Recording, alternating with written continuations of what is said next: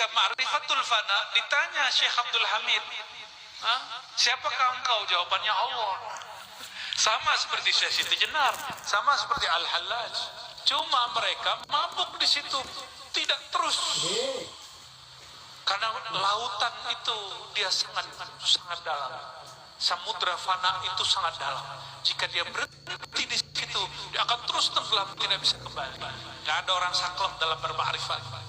Ya, maka jika ada orang bertorikot hari ini tidak menerima keluasan syariat, mereka telah melanggar daripada adab-adab rohaninya. Pertama, ma'rifat Sayyidina Abu Bakar disebut Siddiqiyah. Ma'rifat Siddiqiyah itu ujung ma'rifatnya tidak ada huruf, tidak ada suara, tidak ada ibarat, tidak ada kalam. Ketika seorang hamba mengaku, ya Allah, semakin aku mengenal engkau, semakin merasa aku tidak mengenal siapa engkau. Itu sebabnya zikir Sayyidina Abu Bakar, zikirnya khafi, matanya dipejam, lidahnya dikunci ke langit-langit, lalu dia diam. Hanya menyebut Allah, Allah. Bahkan lafaz Allah pun nanti tidak disebut lagi. Cukup nafasnya naik turun. Bawah. Bukan berarti itu nama Allah. Meskipun demikian kita akan tetap dituduh orang sesat. Tidak ada masalah. Yang penting kita sadar bahwa kita lurus. Kita sadar bahwa imam kita. Dan yang ketiga, di halaman ketiga disebut ma'rifatul fana, mengetahui ilmu mengenai fana. Fana itu artinya lenyap, karam. Bukan berarti hamba bersatu dengan Tuhan, itu mustahil. Allah qadim, hamba itu hadis baru, maka tidak ada penyatuan antara yang baru dengan yang qadim, Allah Ta'ala. Yang ada sang baru ini seperti kita merasa dirinya tiada. Yang ada hanyalah Allah Ta'ala. Itu namanya ma'rifatul fana. Ma'rifatul fana ini jika diolah tidak diteruskan ke ma'rifat berikut, jadilah seperti Syekh Abdul Hamid, Datuk Ambulu. Tapi jika diteruskan ungkapannya, dia menjadi ma'rifatul baqa. Di ma'rifatul baqa kembali kesadaran si hamba. Ketika ma'rifatul fana ditanya Syekh Abdul Hamid, siapakah engkau? Jawabannya Allah. Sama seperti Syekh Siti Jenar, sama seperti Al-Hallaj. Man anta? Anda siapa? Allah. Itu bukan dia yang jawab. Kalau dia yang jawab batal.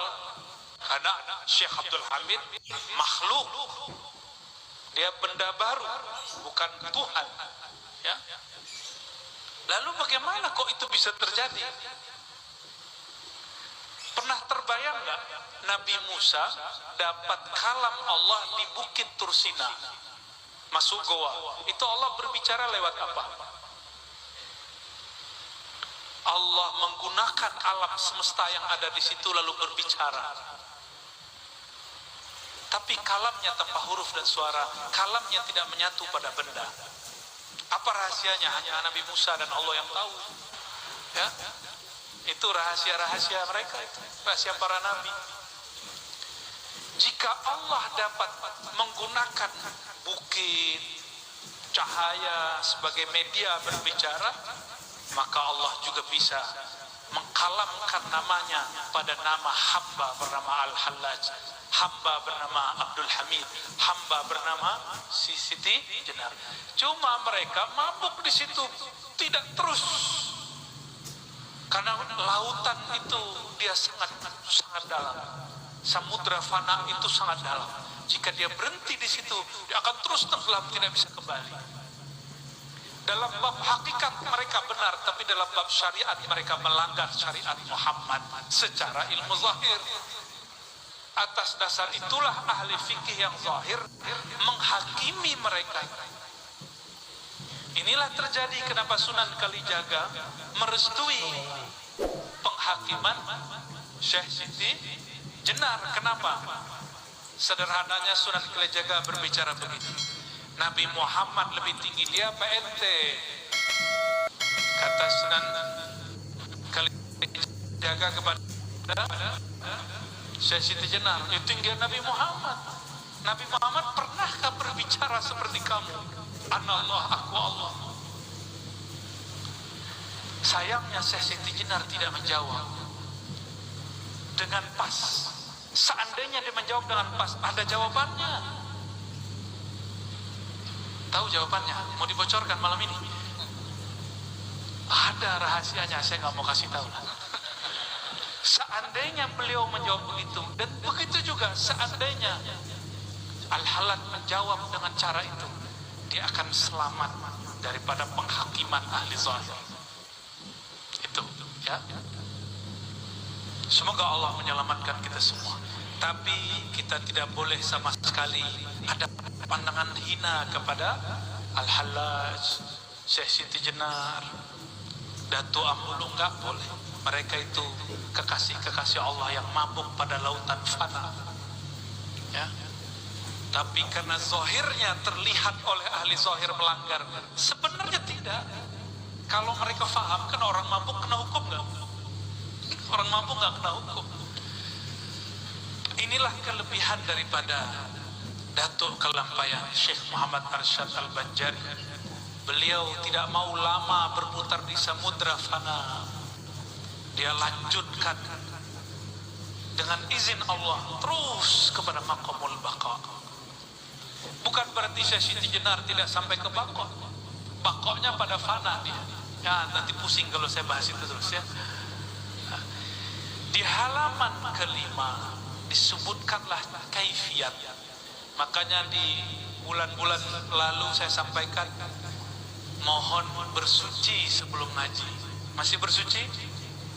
Syukur-syukur kalau tadi sore mandi taubat, atau kalau minimal mandi. Kenapa? Di sini lafaznya hendak mengerjakan zikir itu mandi dan bersuci daripada hadas lita, ya, daripada hadas. Lalu apa? Mengucap istighfar. Nanti kita praktek, ya, di ujung insyaallah. Lalu mungkin tidak sempat sembahyang 2 rakaat, sembahyang hajat. Dulu saya disuruh begitu. Habis mandi kita istighfar, disuruh sholat hajat 2 rakaat, ya.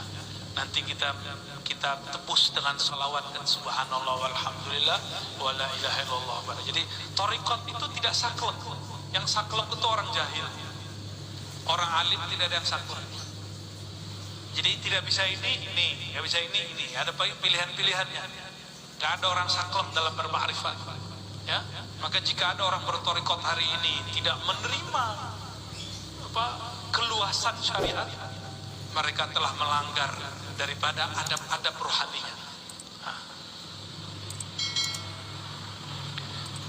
Nah, ini yang paling penting pada bagian itu. Dan di situ semua disebutkan tentang la ilaha illallah sampai halaman 8 kemarin, ya.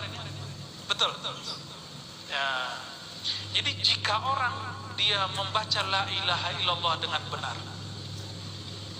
maka tajallilah nur jamalnya Allah. Nah, apabila rasa ini Allah beri, maka dia disebut dapat jazab. Jazab itu ditarik rasa oleh Allah. Rasa itu adalah karamah paling tinggi, ya. Dan itulah kasyaf yang paling kuat. Nah, di sini ada 2 aliran ma'rifat. Pertama, ma'rifat siddiqiyah. Yang kedua, ma'rifat